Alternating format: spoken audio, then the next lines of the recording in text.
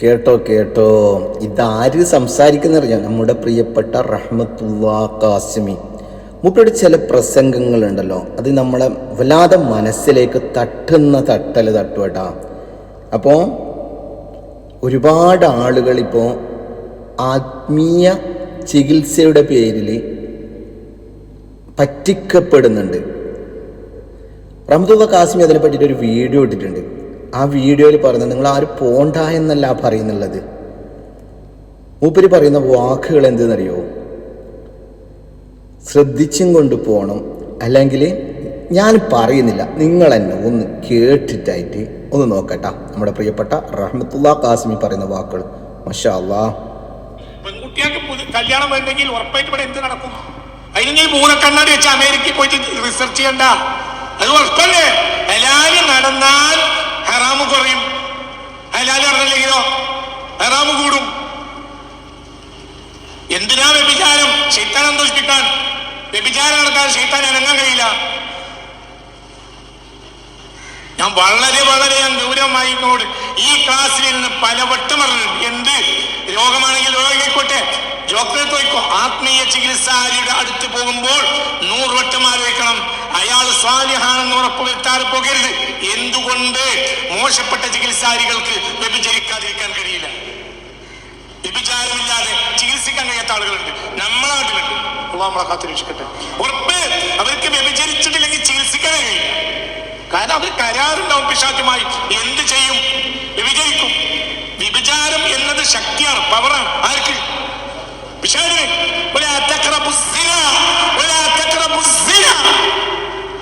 വ്യഭിചാരത്തോട് അടുക്കരുത്. മനസ്സിലായില്ലേ? വ്യഭിചാരത്തോട് അടുക്കരുത്, വ്യഭിചാരത്തോട് അടുക്കരുത് എന്ന് പരിശുദ്ധ ഖുർആൻ. വലാ തഖറബുസ്സിന, വലാ തഖറബുസ്സിന ഇന്നഹു കാന ഫാഹിഷ, അത് ഏറ്റവും വലിയ വൃത്തികേടാണ്.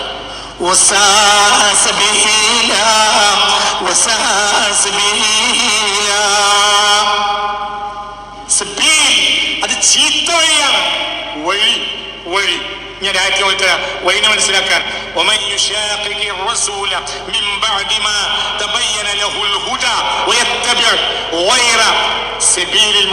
അവിടെയും സബീലാണ് മുഅ്മിനീങ്ങളുടെ വഴി, അത് ഏറ്റവും നല്ല വഴിയാണ്.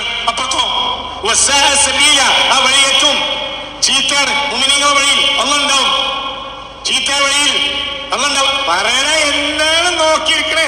ഒരേ പദം ഇവിടെ ഉപയോഗിച്ച് സബീലുൽ മുഅ്മിനീൻ ഒരു ഭാഗം, വ്യഭിചാരം പറഞ്ഞു കൊടുത്ത്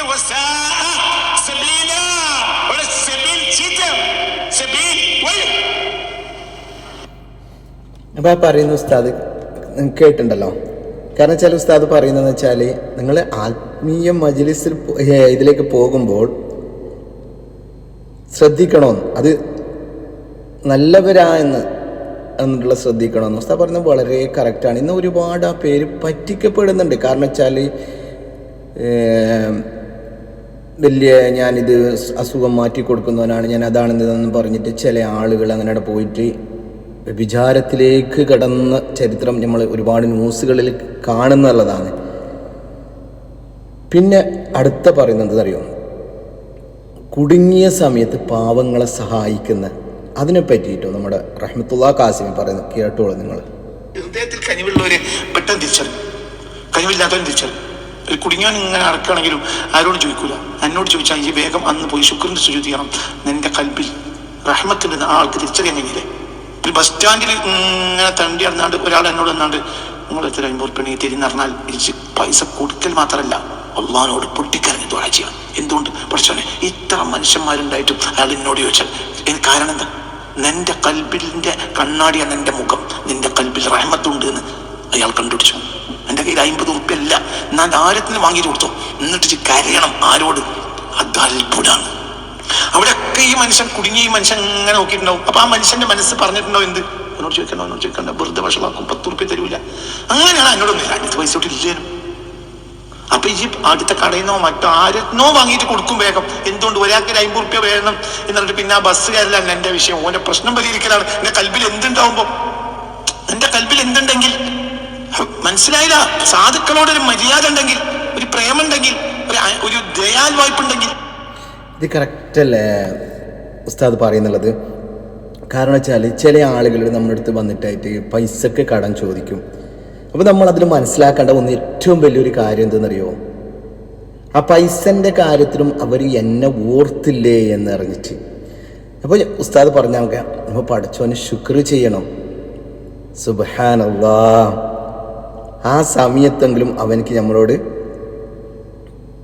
ഒരു ഓർമ്മ വന്ന് നമ്മുടെ അടുത്ത് പൈസ ചോദിക്കാനുള്ള ഇത് അല്ലാഹു സുബ്ഹാനഹു തആല അവർക്ക് ഇട്ട് കൊടുത്തില്ലേ എന്നറിഞ്ഞിട്ട്.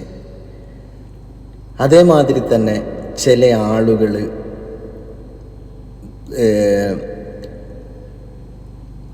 വന്നിട്ട് പൈസ ചോദിക്കുമ്പോൾ ഇല്ല എന്നറിഞ്ഞിട്ട് ആട്ടി ഓടിക്കുന്നുണ്ട്. കാരണം വെച്ചാൽ ഈ സമയത്തല്ലേ എനിക്ക് എന്നെ ഓർക്കാൻ കഴിഞ്ഞത്, ഇതിനു മുമ്പൊന്നും ഞാനിവിടെ ഉണ്ടായിട്ടില്ലേ, അപ്പോൾ ഒന്നും ചോദിക്കാൻ പറ്റില്ല, ഇപ്പോൾ കണ്ടില്ല. പക്ഷെ അങ്ങനെ ഒരിക്കലും വിചാരിക്കരുത് എൻ്റെ സുഹൃത്തുക്കളെ. അടുത്തത് പറയുന്നത് വെച്ചാൽ ഇൽമുണ്ടായാൽ പോരാ, അത് ഇടക്ക് കഴിയണം. ആ ഒരു വാക്ക് നിങ്ങൾ കേട്ടിട്ട് നോക്കിയെന്ന്. കണ്ണിനെ മുന്നിലെത്തിയാൽ നന്നാവും. പിന്നെ ഈ ഉമ്മത്തിന് ഖിയാമത്ത് നാൾ വരെ റസൂലുള്ളാഹിന്റെ പ്രതിനിധികൾ ഉണ്ടാവും, ഓലെ മുന്നിലെത്തണം. ഈ കിതാബ് 14 കാണാതെ വെച്ചൊരു കാര്യമല്ല.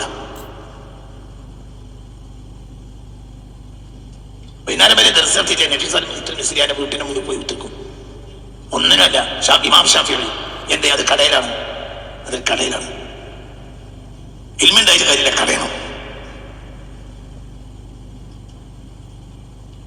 ഷെയ്ബാൻ റായിന്റെ അടുത്ത് വയ്ക്കും. ആ കുട്ടികളും വിദ്യാർത്ഥികളും നാട്ടിലെ ആത്മീയങ്ങളൊക്കെ ഷെയ്ബാന്റെ അടുത്ത് വയ്ക്കും. ഷെയ്ബാൻ നാട്ടിലേതല്ലേ, ഷെയ്ബാന്റെ അടുത്ത് വയ്ക്കും. ഷെയ്ബാൻ ആരിഫാണ്. ആരായിരിക്കണത്? മുത്തറസൂള്ള ലോകം കണ്ട ആരിഫ് എന്ന മുത്തറസൂള്ള സൂചിപ്പിച്ച് പറഞ്ഞ മനുഷ്യൻ ഇമാം ഷാഫിഈ.